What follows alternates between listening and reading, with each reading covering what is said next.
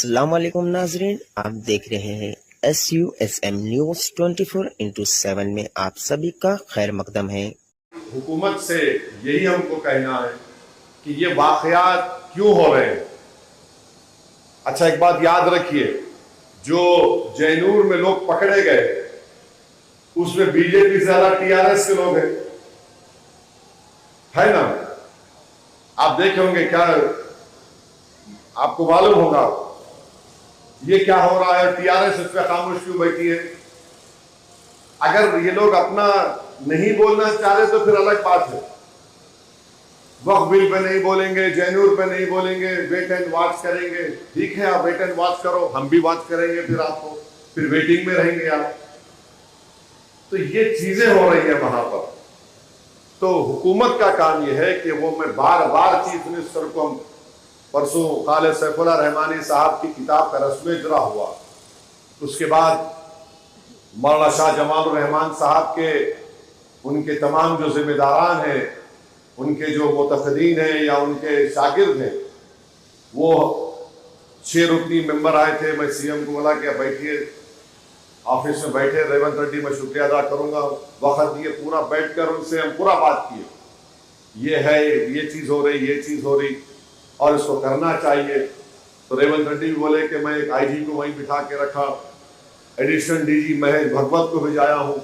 हमारा उनको बोलना ये था कि जो पुराना आदिलाबाद, जो पुराना करीम नगर है, जो पुराना रंगारेड्डी है, जो पुराना महबूब नगर के इलाके हैं, जहां पर एक तारीख है, जहां पर वक्तन फौक्तन कुछ ना कुछ वाकयात होते हैं, उन मुकामात पर आप एक बेहतरीन पुलिस ऑफिसर से तकर्रुर करो।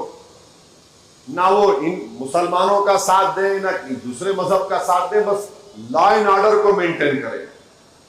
किसी की जान को नुकसान ना हो, किसी के दुकान को नुकसान ना हो, किसी के घर को नुकसान ना हो। अब हर कोई एक मॉब को लेकर आकर दुकानों को जलाएगा, मस्जिद पे हमला करेगा, ये ठीक नहीं है ना। ये तो हुकूमत का इकबाल मुतासिर होता है इससे, और इसके पुलिस के ताल्लुक से लोगों में एतमाद कम हो जाता है कि भाई पुलिस की मौजूदगी में सब हो रहा है। तो SP, additional SP, DYSP, inspector, अच्छे लोगों का अगर तकर्रुर हुकूमत करेगी, कोई भी पावर में रहो, मगर आवाम को तकलीफ नहीं होना चाहिए।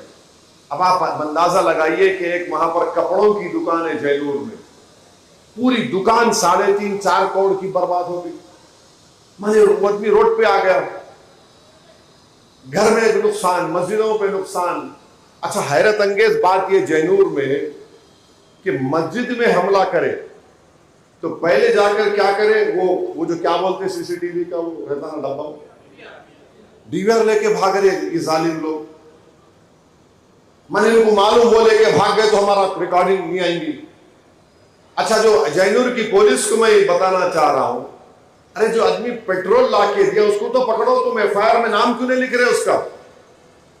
अगर 110 घरों पर हमला हुआ है तो 110 FIR इशू होना वहां पे। 11 घर को नुकसान हो तो 11 घर के FIR इशू होना। कितने गाड़ियों का नुकसान हो, 44 गाड़ी मोटरसाइकिल नुकसान हो, उसका FIR इशू होना। खाली 6 ये क्या बैलेंसिंग कर रहे आप। FIR इशू होना, हम मुतालबा करते जैनूर के SP से, मजाक है क्या ये। FIR इशू होना, अब तो नया कानून में तो आपको FIR इशू करने के लिए आपको टाइम भी दिया गया, हमारे FIR को इशू करो आप। जब तक आप साथियों को जेल को नहीं भिजाएंगे, मुस्तकबिल में फिर गड़बड़ होगी। और जैनूर में तो 3-3.5 महीने से तनाव चल रहा था वहां पे। तो ये हम हुकूमत से भी मुतालबा करते हैं कि आप इसको देखें।